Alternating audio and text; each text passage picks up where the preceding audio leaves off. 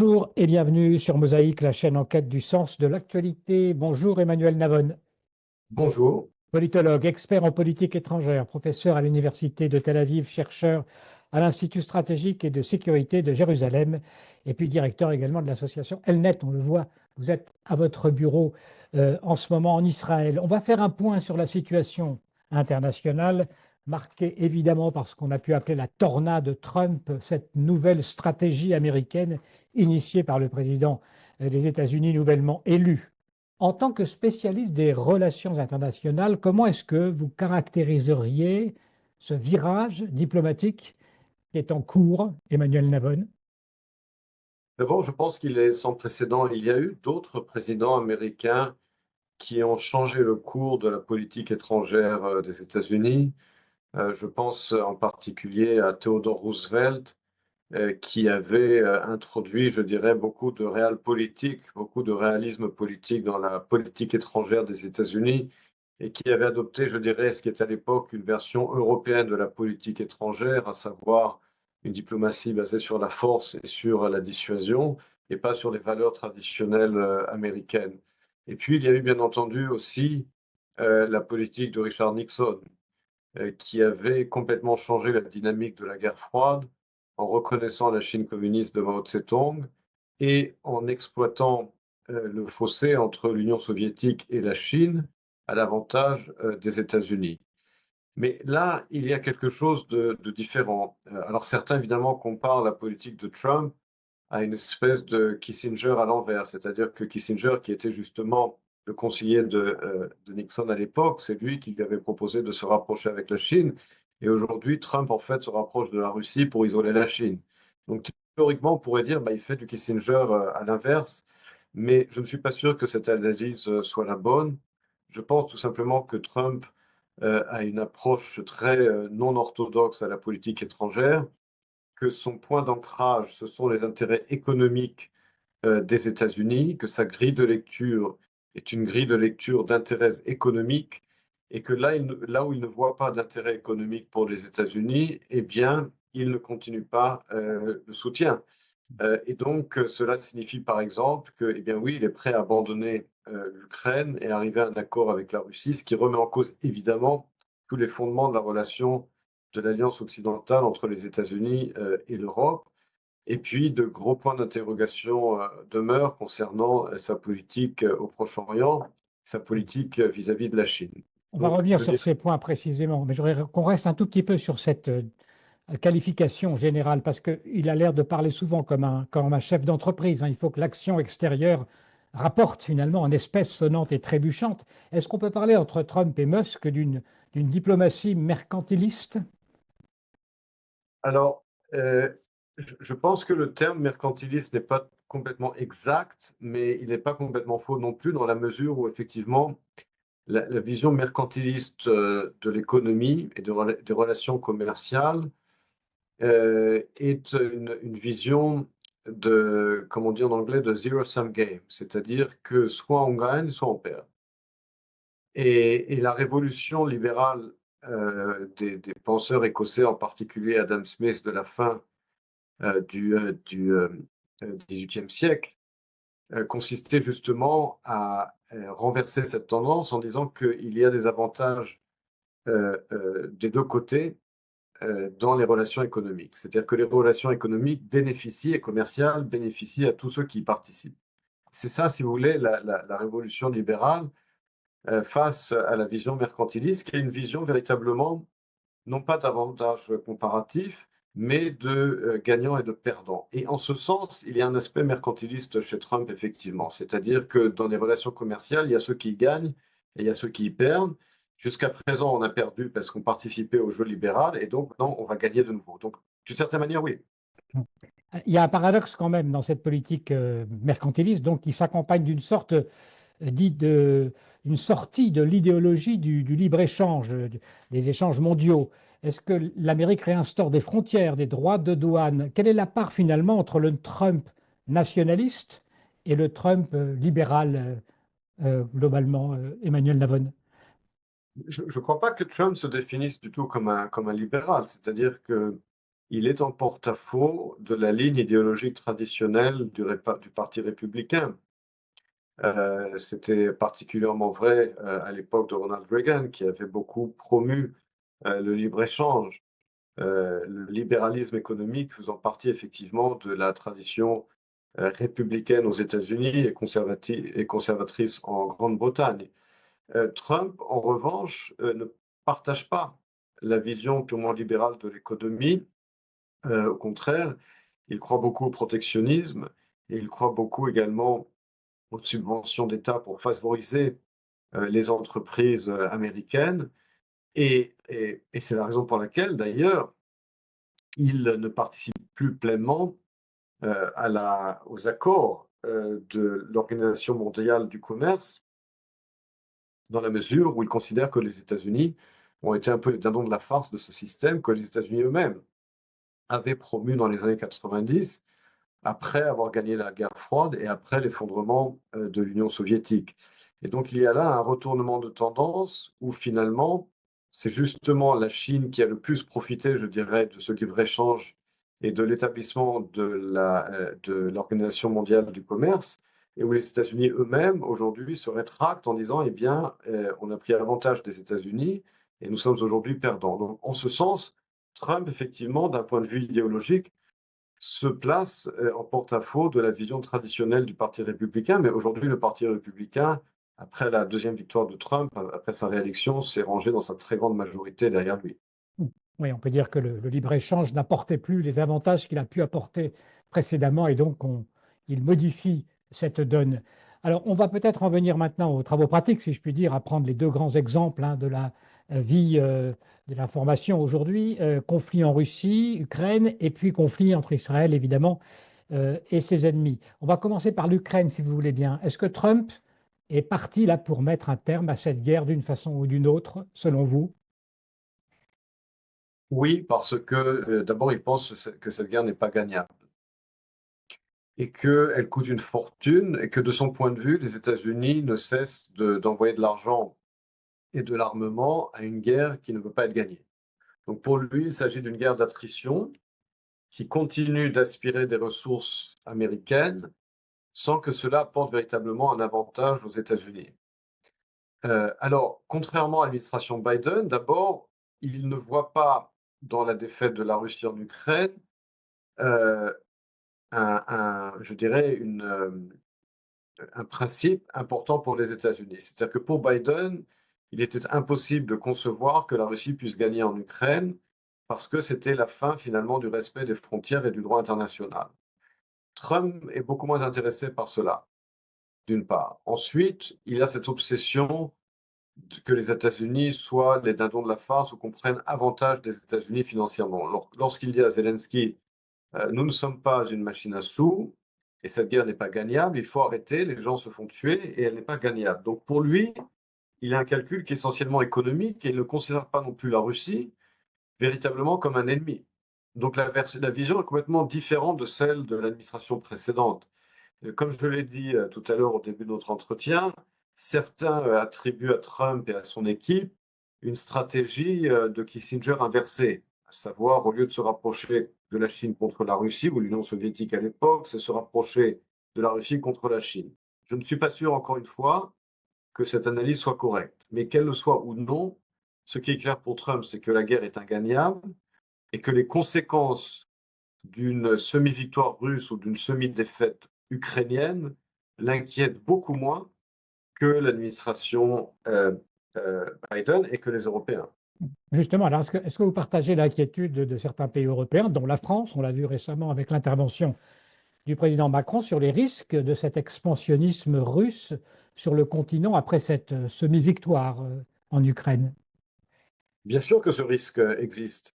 Et la meilleure façon pour l'endiguer, c'est que les Européens augmentent de façon très, très significative leurs dépenses militaires.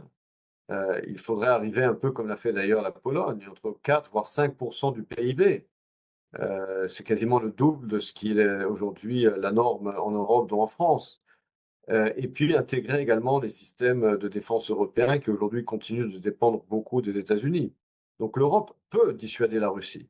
Et pour qu'elle puisse dissuader la Russie, il faut qu'elle augmente ses dépenses militaires et qu'elle intègre sa technologie et sa stratégie militaire, ce qui aujourd'hui n'est pas le cas.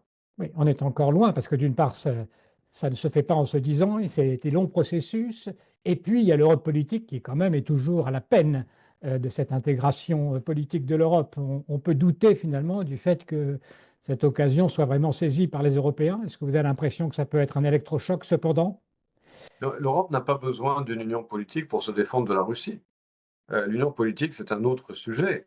On peut tout à fait augmenter les dépenses militaires des pays européens et intégrer ou coordonner les technologies militaires sans qu'il y ait intégration politique. On n'a pas besoin de transférer des pouvoirs des parlements nationaux vers la Commission européenne ou le Parlement européen pour se défendre de la Russie. Donc ce sont, à mon sens, deux sujets différents. Alors, on en vient au Proche-Orient. Encore globalement, quelle vision, selon vous, Trump a-t-il du conflit en cours et quels sont ses objectifs dans ce conflit proche-oriental? Alors, pour Trump, il rappelle beaucoup, avec raison, son rôle dans les accords d'Abraham. Il veut, je pense, être perçu comme un président qui a changé la donne et qui a apporté de vrais accords de paix au Proche-Orient.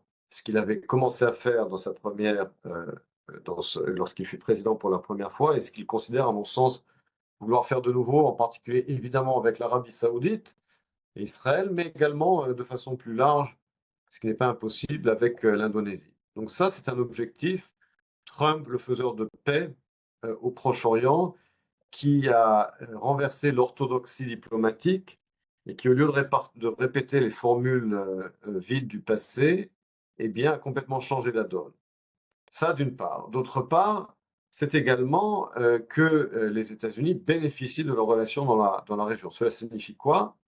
Cela signifie que les pays de la région tels que l'Arabie saoudite et d'autres, les Émirats arabes unis, achètent essentiellement du matériel militaire américain.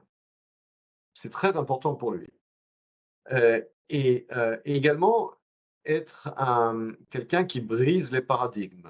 Il n'a pas du tout peur de briser les paradigmes. Donc de dire par exemple, eh bien, au lieu de répéter sans arrêt les mêmes formules, telles que solution de deux États, etc., il est impossible de reconstruire Gaza avec 2 millions d'habitants dedans, il faut qu'il soit déplacé.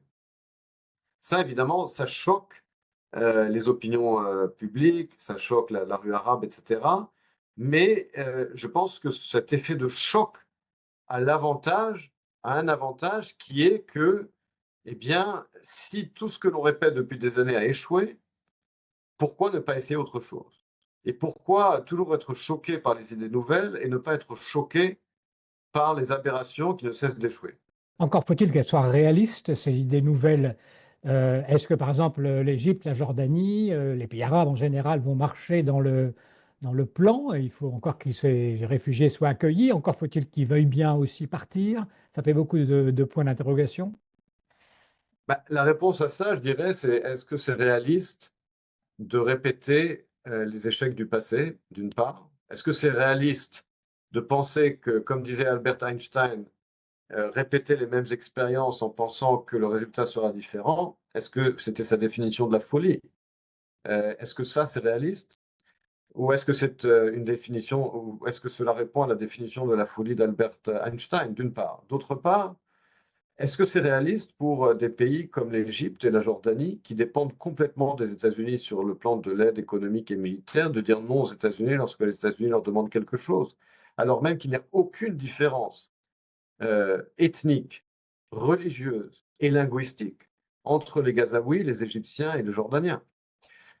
Et donc, ce que dit Trump, c'est, eh bien, ces pays dépendent de nous, on peut leur demander quelque chose. Je vous rappelle que l'Égypte est un pays de 100 millions d'habitants.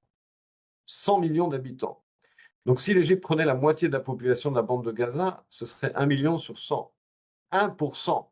Alors, franchement, que l'Égypte ne nous décrive pas cela comme quelque chose de complètement impossible. On sait très bien que certains pays européens comme l'Allemagne ont accueilli près d'un million de réfugiés syriens à l'époque d'Angela Merkel. Il y a aussi quand même la résistance des pays arabes. Ce plan pour Gaza qui a été adopté par la Ligue arabe, qui est soutenu d'ailleurs par certains pays européens, dont la France, qui mettrait le Hamas hors jeu. mais qui apparemment réintroduirait en quelque sorte les Palestiniens, le Fatah de Mahmoud Abbas dans le jeu. Qu'est-ce que vous en pensez comme alternative? Ce n'est pas une alternative, c'est la répétition des plans des mêmes idées du passé. C'est-à-dire que c'est quoi l'autorité palestinienne aujourd'hui lorsque l'on dit sous l'autorité palestinienne? C'est un régime caduc, un régime qui a été établi il y a maintenant 20 ans, dont le leader est un vieillard malade qui a été élu il y a plus de 15 ans pour la dernière fois, qui est complètement haï et méprisé par la rue palestinienne et qui a déjà, s'est déjà fait complètement limoger de la bande de Gaza en 2007. Donc pourquoi pense-t-on que cette fois-ci ce sera différent?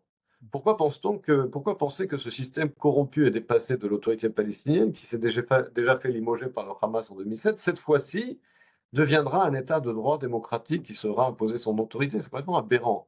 C'est complètement aberrant puisque déjà qu'il n'arrive pas à le faire dans les territoires soi-disant contrôlés par l'autorité palestinienne, en Judée-Samarie ou en Cisjordanie, ce qui a d'ailleurs forcé l'armée israélienne à reprendre contrôle d'une partie de ce territoire parce que c'était véritablement un nid de terrorisme. Donc en quoi cette autorité palestinienne qui n'a jamais condamné le 7 octobre, qui encourage le terrorisme en payant des salaires à vie aux familles des terroristes, en quoi pourrait-elle gérer la bande de Gaza alors qu'elle a complètement échoué là où elle est aujourd'hui responsable, à savoir dans les territoires C de la Judée-Samarie? Nous allons reprendre dans quelques instants le fil de cet entretien, quelques petites secondes, le temps de vous rappeler que notre chaîne est totalement indépendante et n'existe que grâce à votre soutien. Si vous souhaitez donc nous aider à nous développer, vous pouvez cliquer sur le lien qui figure dans la description de cette vidéo et qui vous mènera jusqu'au site Buy Me a Coffee où vous y trouverez plusieurs options pour soutenir la chaîne Mosaïque. Merci vraiment à toutes et à tous. Et nous reprenons donc maintenant notre entretien. Bon, en attendant, la guerre n'est pas finie. Comment vous voyez la situation évoluer sur ce front? Trump semble avoir donné un peu le feu vert hein, pour agir à Gaza, pour éradiquer le Hamas, mais il y a des négociations qui se poursuivent, dont on dit qu'elles vont reprendre pour cette fameuse phase B, ou en tout cas pour une prolongation de la première phase. Euh, on dit que pendant ce temps, le Hamas se renforce. Comment vous voyez l'épilogue de ce conflit? Bah, très clairement, il y a deux possibilités. Soit le Hamas se maintient au pouvoir de façon partielle, soit il est éliminé. C'est aussi simple que cela. Et il faut bien comprendre que lorsque le plan de la Ligue arabe parle d'un Hamas, enfin d'une gestion de la bande de Gaza, d'abord par des technocrates et ensuite par l'autorité palestinienne, le Hamas resterait sur le terrain et donc ce serait un modèle libanais, si vous voulez. C'est-à-dire que de la même manière que le Hezbollah ne gérait pas officiellement et ne contrôlait pas officiellement le Liban, mais il était la force dominante politique et militaire au Liban. Et donc, sous l'égide d'une soi-disant autorité palestinienne, eh bien, ce serait le Hamas qui continuerait d'avoir la main haute militairement et politiquement, comme ce fut le cas du Hezbollah au Liban. Et cela, il n'en est pas question, tout simplement. Aujourd'hui, je pense que le gouvernement israélien, avec le soutien total de l'administration Trump, est déterminé à éliminer complètement politiquement et militairement le Hamas de la bande de Gaza. Mais évidemment, en attendant, la chose est repoussée à cause de la tentative, malgré tout, de tout faire pour libérer ce qui reste des otages et que par conséquent, on essaie malgré tout de négocier une libération des otages, mais si cela échoue, la question tragique et cornélienne qui se posera au gouvernement israélien sera de savoir s'il est prêt à sacrifier ce qui reste des otages pour éliminer le Hamas. Quelle forme ça prendrait, cette deuxième guerre de Gaza, selon vous? Ça serait plus rapide, évidemment. Ce serait plus rapide, puisque déjà Israël contrôle une grande partie de la bande de Gaza, connaît beaucoup mieux le terrain, sait exactement où sont les derniers terroristes du Hamas, et ce serait ce que l'on appelle en français pour le Hamas le coup de grâce. Alors, sur l'Iran, Trump affirme vouloir privilégier la négociation, tout en maintenant d'ailleurs une menace hein, d'une intervention en cas d'échec. Comment vous évaluez la perspective d'une intervention maintenant sur les sites nucléaires iraniens? Je pense que cette intervention, elle est de plus en plus réaliste et possible. Je pense qu'aujourd'hui, il y a une fenêtre d'opportunité qui n'existait pas dans le passé. pour en terminer avec la menace nucléaire iranienne, dans la mesure où jusqu'à présent, la possibilité d'une intervention militaire était peu réaliste, d'abord pour des raisons politiques, de désaccord avec les États-Unis, et puis surtout de la difficulté stratégique de mettre en place un tel plan, alors même que l'Iran à l'époque avait encore la capacité de faire agir son réseau contre Israël avec le Hezbollah, le Hamas, etc., ce qui n'est plus le cas aujourd'hui, et la Syrie, bien entendu. Aujourd'hui, c'est l'Iran qui est en position de faiblesse, c'est l'Iran qui est en position de défense. Aujourd'hui, Israël peut agir contre l'Iran sans que l'Iran ne puisse activer le Hezbollah, le Hamas et le régime d'Assad. C'est un avantage énorme. Si par ailleurs, il y a de grosses sanctions réimposées par les États-Unis sur l'Iran et que l'économie iranienne s'affaiblit encore plus, eh bien aujourd'hui, Israël a la capacité, en coopération avec les États-Unis, de porter un coup final à l'Iran et de porter atteinte de façon très significative à son infrastructure nucléaire. Cela est possible et surtout cela est souhaitable. Pensez-vous, autre question, qu'à un moment donné, il puisse y avoir des divergences d'intérêts entre Israël et cette nouvelle administration américaine, au point que la force aidante se transforme en force hostile éventuellement? Je ne vois aucun signe de cela à ce stade. Les principaux ténors de l'administration Trump sont profondément favorables à Israël, qu'il s'agisse du secrétaire d'État, du secrétaire à la Défense, du conseiller à la sécurité nationale, du président lui-même, du vice-président, des ambassadeurs principaux, dont aux Nations Unies. Donc aujourd'hui, c'est une administration profondément favorable à Israël et dont l'électorat également, n'oubliez pas, est très favorable à Israël. C'est une des raisons pour laquelle beaucoup de gens commettent une erreur d'analyse lorsqu'ils font un parallèle entre l'Ukraine et Israël. L'Ukraine n'importe pas du tout aux électeurs républicains, alors qu'Israël, oui, les évangélistes soutiennent profondément Israël.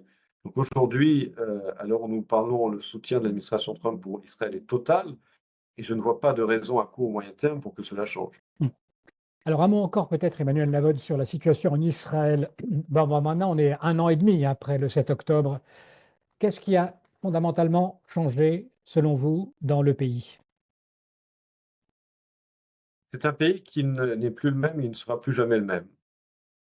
Le traumatisme du 7 octobre a été profond dans la société israélienne.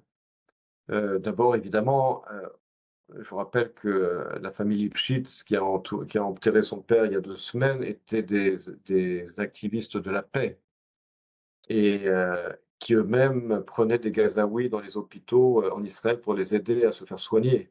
Et ce sont ces mêmes personnes qui sont rentrées chez eux, qui les ont massacrés, qui les ont pris en otage. Donc, il faut bien comprendre que du point de vue des kibboutz frontaliers de Gaza, il y a un changement à 180 degrés de leur perception du conflit. Et au sein de la société israélienne elle-même, quiconque aujourd'hui rencontre un Israélien dans la rue et lui parle d'une solution de 2 États se fait rire au nez, se fait rire au nez, et avec raison. Il va y avoir un changement profond de paradigme. Les Israéliens pensaient vraiment qu'étant devenus une grande puissance régionale, voire mondiale, eh bien, nous étions au-delà du danger existentiel. Et ça n'est pas le cas. Pourquoi? Parce que la haine fondamentale, profonde du juif, qui est ancrée chez le Hamas, mais également en Iran, dans l'islam radical, mais également dans le wokisme européen-américain, c'est une haine profonde qui est également mortelle. Et cela, les Israéliens le comprennent aujourd'hui. Il y avait peut-être aussi une certaine arrogance d'être la Startup Nation, d'avoir la meilleure armée du Proche-Orient, etc. Mais à côté de cela, eh bien, vous avez des hordes qui traversent une frontière de façon assez primitive en dépit de nos technologies et qui attrapent des enfants, les étranglent, les brûlent vifs, leur coupent la tête.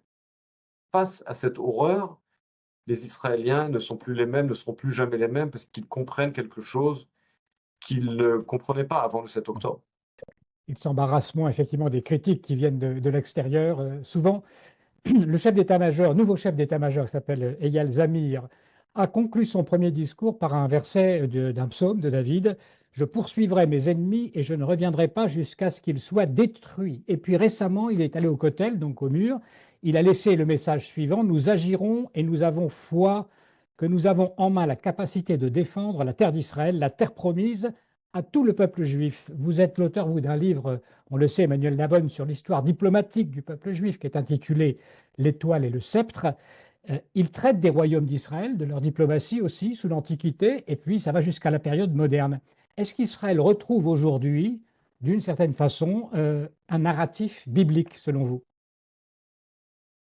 C'est pas qu'ils le retrouvent, c'est qu'aujourd'hui, les Israéliens, il faut comprendre que, vous savez, l'histoire moderne du peuple juif est telle qu'avec les Lumières, l'émancipation et le nationalisme moderne, lorsque une partie des Juifs, en particulier en Europe, se sont joints, je dirais, à l'esprit national et voire nationaliste des différents courants nationalistes européens, eh bien, le mouvement national juif, le mouvement de libération nationale, ce qu'on appelle le sionisme, se percevait d'une certaine manière, en tout cas au début, chez une partie des sionistes, comme une rupture avec l'histoire juive.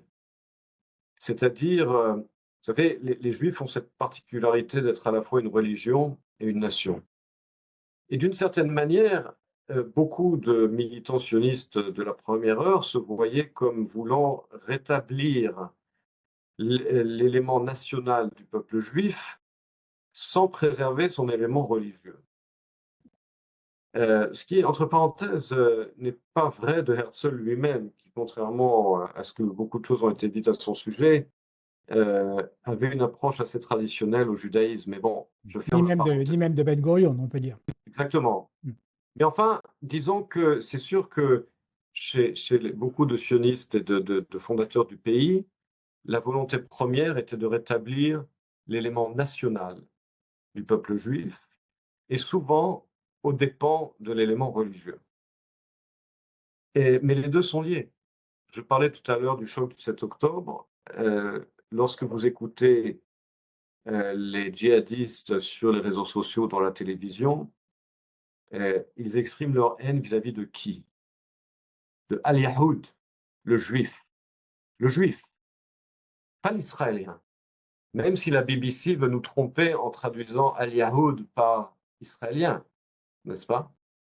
Et par conséquent, là où je veux en venir, c'est que les Juifs, au travers de leur histoire, et c'est ce que je montre entre autres dans mon livre, n'ont jamais cessé et ne cesseront jamais d'être à la fois un peuple et une religion. Et aujourd'hui, de plus en plus, la société israélienne dans son ensemble, dans sa majorité, l'internalise, le comprend. Nous avons une société israélienne aujourd'hui qui s'identifie de plus en plus comme juive, comme liée à l'histoire juive. Et vous avez rappelé les mots du nouveau chef d'état-major, c'est très révélateur de cela. C'est très révélateur de cela. Une société qui est à la fois moderne, un pays de l'OCDE, ouverte, mais qui reste effectivement, qui est de plus en plus ancrée dans son identité juive. Et la société israélienne en 2025, je dirais, beaucoup plus juive dans sa perception d'elle-même, dans son identité, qu'elle n'en était il y a 20, 30 ou 40 ans. Et elle n'a pas moins de crainte, en tout cas, de le dire franchement, finalement, à l'extérieur. Ce qui fait peut-être qu'il y a une question sur, je rappellerai ça, la dérive des continents. Vous êtes depuis 2 ans maintenant le directeur donc d'Elnet, organisation non gouvernementale qui promeut les liens entre l'Europe et Israël. Est-ce qu'il n'y a pas, est-ce que vous ne percevez pas qu'il y a effectivement aujourd'hui un décalage grandissant entre la perception des Européens et des Israéliens sur ces enjeux du conflit actuel? Ça dépend où en Europe et ça dépend par qui. Regardez la carte politique européenne. L'Europe est très divisée sur les questions d'identité, de souveraineté, de tradition. On le voit dans les résultats des élections.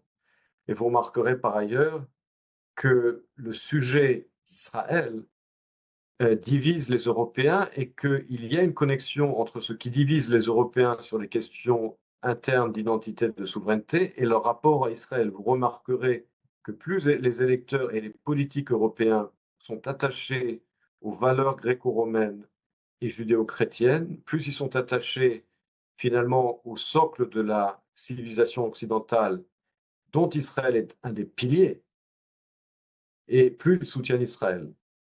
Et plus ils s'opposent à cette identité judéo-chrétienne et gréco-romaine, le déconstructionnisme ou le wokisme, mais également l'islam radical, plus ils haïssent Israël. Et c'est la raison pour laquelle, justement, ce retour partiel, en tout cas en Europe, à certaines valeurs traditionnelles se fait à l'avantage d'Israël.